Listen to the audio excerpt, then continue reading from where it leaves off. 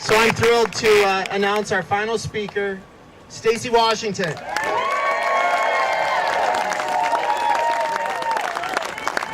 So first of all, God blessed us with fantastic weather today, so we could get together and talk about why we need a wall. Now, I know a lot of people will say this is xenophobia, you guys are a bunch of deplorable bigots, but I got news. Look at this place.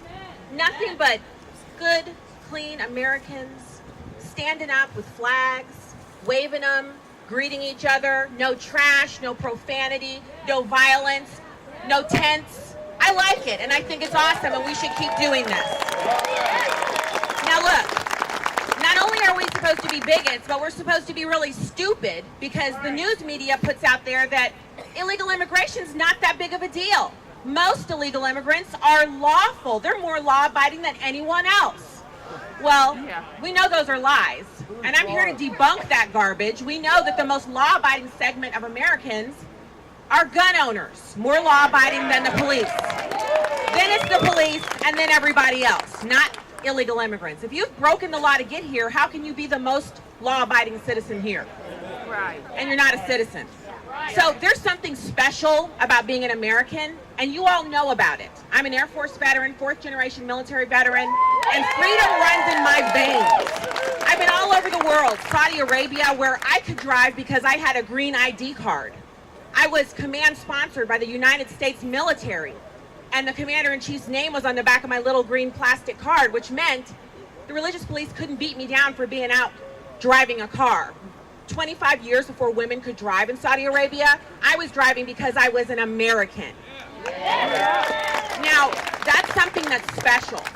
It's what Nancy Pelosi would call magical, you know, because she thinks getting together a bunch of progressive chicks in headscarves and ushering them into Congress to do bad things is magical. But you know what's magical?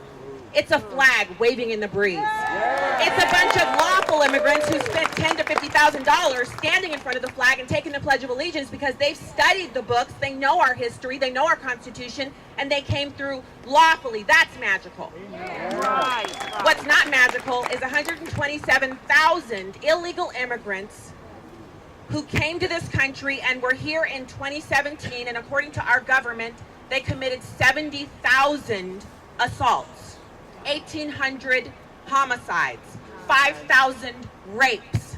These people, whether they're all law-abiding, whether they're all plastic unicorns, whether they can fly, whether they're truly magical, are illegal aliens, and they do not belong here. Now, what I want to see is, we all know Donald Trump's got the stuff. He's got the stuff. He's there, he's trying to do the job, but he's surrounded with swamp creatures, some on the left, many on the right, and a lot of people who don't have the spine most 5-year-olds have when they put their foot down and demand another chicken nugget. And so what I'm hoping for, what I'm praying for, what I'm looking for is more of this and more of the activism that Andy just mentioned. We have to call our legislators and let them know that this is not a game to us. We're losing people. The Democrats call anyone who's killed or raped or maimed or assaulted by an illegal immigrant a raw number. Some guy called into my show and said, those are just raw numbers, percentages are what matter. I said, I thought you were a Democrat and you believed in me too. If a woman's been raped by an illegal immigrant, how do you handle that? Where do you go down your hierarchy to figure out which of them, whose side you're on? That's a problem for Democrats. For me, I'm on the side of the lawful citizen. A victim deserves justice, and not just us housing these illegal aliens in prisons and paying $70,000 a year for them. And that cost is constant. $70 grand a year per illegal immigrant every year. Studies now show that they spend more, they take in more welfare and benefits from our government, paid for by you good people, and me.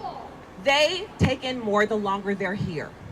So when you see the sob story on CBS about the guy who's been here for 30 years, and he's being ripped away from his family because he's being deported. He should have got his ass together and got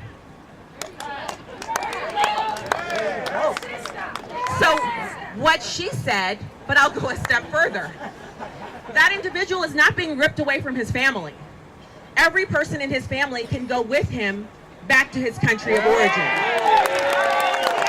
Now, my recommendation recommendation for you over the break, just to tell you what kind of fun we have on vacations. On the way back from vacation down in Destin, we're in the minivan, and I've got Adios America by Ann Coulter playing, and all 5 of us are riveted. We're just like, this can't all be true. So I had Ann Coulter on the show, and she told me from her current book, Resistance is Futile, and I suggest you get it on Audible because she reads it herself, and there's nothing better than Ann Coulter espousing all of the research she's done. And we're listening to it, and I caught something that even the kids caught. And I want to tell you this as we're closing out, because I was told I had a hard 5. I'm a radio professional, so I can do it. So here's something that Ann Coulter knows that we talked about on my show. 2 times she came on the show to talk about this. It's so important for us to get a grip on this, and that is that there's a certain people group that populates a certain landmass in this planet, and that landmass is America, and that people group is Americans. And so if you're a white American and not a recent immigrant, and you're a black American and not a recent immigrant like myself, then we actually share DNA. Black Americans and white Americans who hail from the Civil War era on actually share more DNA, or a similar amount of DNA, as other people groups across the country. So in essence, Ann Coulter and I are sisters. So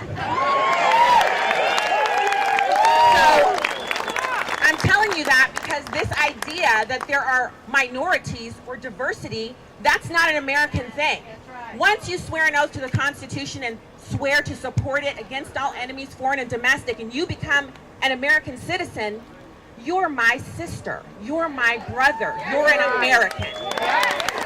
So forget the diversity. We're here to be Americans, and we're here to protect Americans, and that means we need a wall. And as I told Ann Coulter, my sister, that is what we have to help the president get done. And so there's nothing really more important, although I care about the ballooning budget. I care about the opioid deaths. That's a war that's being waged on us from China.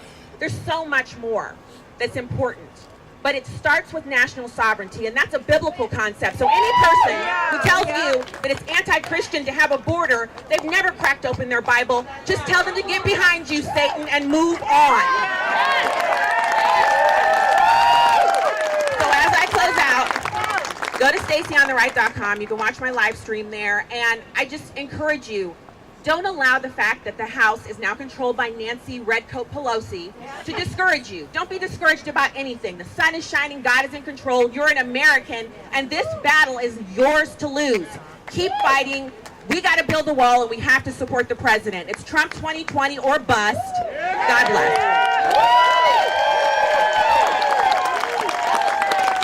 Thank you so much, Stacy. Such a powerhouse.